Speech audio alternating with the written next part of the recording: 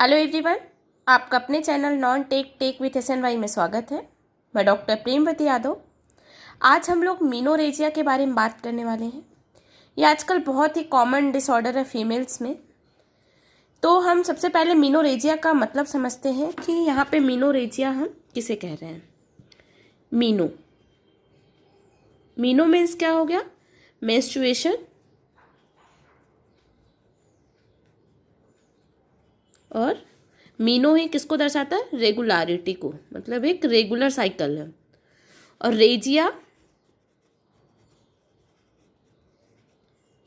Regia हमें क्या बताता है कि एक्सेसिव, मतलब क्या हो गया, जो हमारा मेंसेस है उसका टाइम पीरियड तो रेगुलर है। मतलब अगर 28 डेज की साइकिल है तो वुमेन में 28 डेज में ही मेंसेस रिपीट हो रहे हैं। बट यहाँ पे जो ब्लड है, ब्लड की क्वांटिटी एक्सेसिव है। मतलब यूजुअली 80 ml तक ब्लड का फ्लो देखने को मिलता है। बट अगर मीनोरेजिया है तो मोर देन 80 ml ब्लड का फ्लो होगा। तो हम अगर इसके डेफिनेशन की बात करें तो क्या होगा? Menstrual period with a abnormal heavy या प्रोलॉन्ग ब्लीडिंग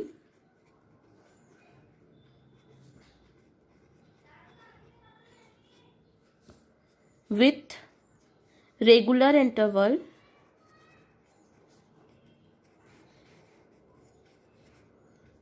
और क्या हो गया? Bleeding more than 80 ml।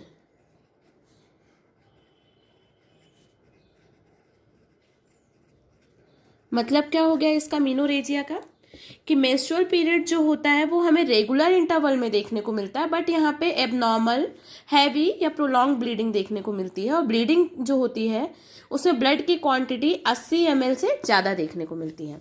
तो ये मीनोरेजिया हो क्यों रहा है? मीनोरेजिया नॉर्मल तो है नहीं, क्योंकि यहाँ पे एक्सेसिव ब्लीडिंग हो रही है। तो इसके कॉजेस क्या है? तो हम इसके कॉज की बात कर लेते हैं। तो सबसे पहले क्या हो गया हमारा? हार्मोन का इम्बैलेंस। यहाँ पे क्या होता है कि यूजुअली एस्ट्रोजन एंड प्रोजेस्टेरॉन का अगर बैलेंस है तो यहाँ पे नॉर्मल मेंस्ट्रुएशन देखने को मिलता है। बट इस केस में एस्ट्रोजन एंड प्रोजेस्टेरॉन का जो बैलेंस है वो मेंटेन नहीं होके किसी एक की अधिकता हो जाएगी या दूसरे की कमी हो जाएगी।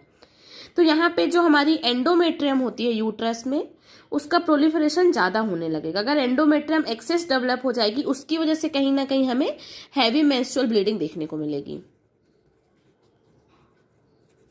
सबसे पहला कॉज ये हो गया हमारा। सेकेंड कॉज की बात करते हैं हम, तो डिसफंक्शन ऑफ द ओवरी। हमारी ओवरीज जो है प्रॉपर वर्क नहीं कर रही हैं, उसके जो फंक्शंस हैं वो प्रॉपर वर्क नहीं कर रहे हैं। उसकी वजह से भी कहीं ना कहीं हमें मीनोरेजिया देखने को मिल सकता है। अगर यूट्रस में फाइब्रॉइड हो जाए, उसकी वजह से मेंसेस में भी बहुत ज़्यादा ब्लीडिंग देखने को मिल सकती है। प्रोलॉन्ग टाइम तक मेंस्ट्रुएशन देखने को मिलता है यूट्राइन फाइब्रॉइड की वजह से।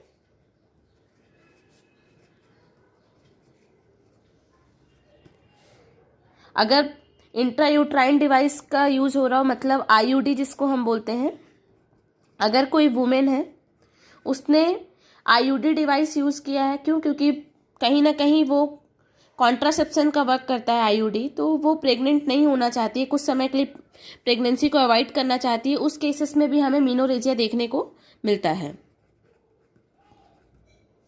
अगर किसी पर्सन में इनहेरिटेड ब्लीडिंग डिसऑर्डर हो, उनमें भी मीनोरेजिया देखने को मिलता है।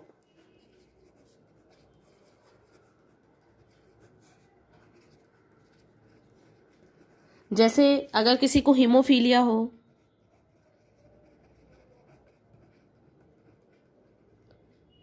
तो उन लोगों में भी मीनोरेजिया देखने को मिल सकता है।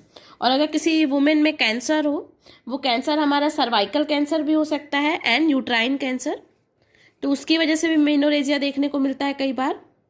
Cervical carcinoma and uterine carcinoma.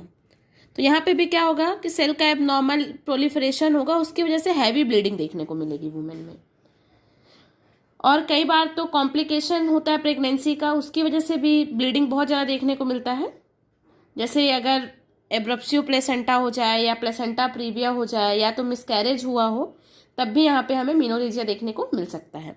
तो यहाँ पे मीनोरेजिया में हमें सिम्टम्स क्या क्या देखने को मिलेंगे, पेशेंट क्या कंप्लेन लेके आएगा हमारे पास, तो सबसे पहले तो बहुत ज़्यादा ब्लीडिंग हो रही है, उसकी वजह से वुमेन को पर आवर में भी पैड चेंज करने को पड़ सकते हैं, या तो कई बार कुछ घंटों में पैड चेंज करना पड़ता है, कई बार तो उसको डबल सैनिटरी पैड यूज़ करना पड़ता है।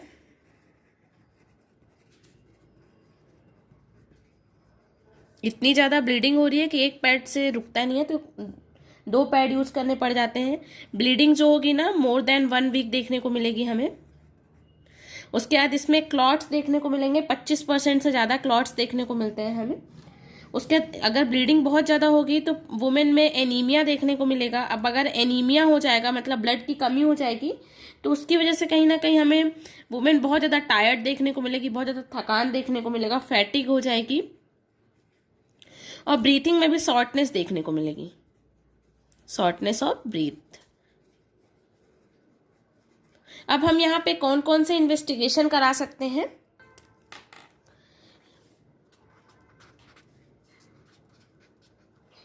इन्वेस्टिगेशन तो सबसे पहले तो हम सीबीपी करवा लेंगे, कंप्लीट ब्लड पिक्चर देखेंगे कहीं एचबी वगैरह की कमी तो नहीं हो रही है वुमेन में।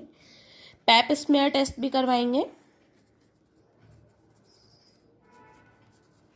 यूएसजी करेंगे, इससे पता चल जाएगा कि यूट्रस में कहीं फाइब्रॉइड तो नहीं है, ओवरी का डिसफंक्शन तो नहीं हो रहा, सिस्ट फॉर्म तो नहीं हो रहे हैं।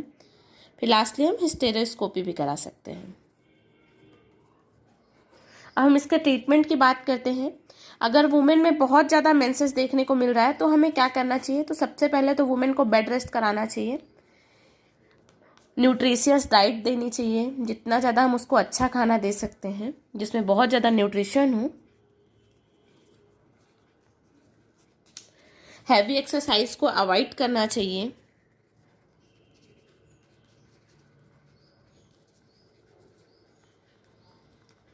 और मेडिसिन के रूप में हम इसके लिए एनसेड्स का यूज कर सकते हैं, ओसीपी भी देना पड़ जा सकता है कई बार।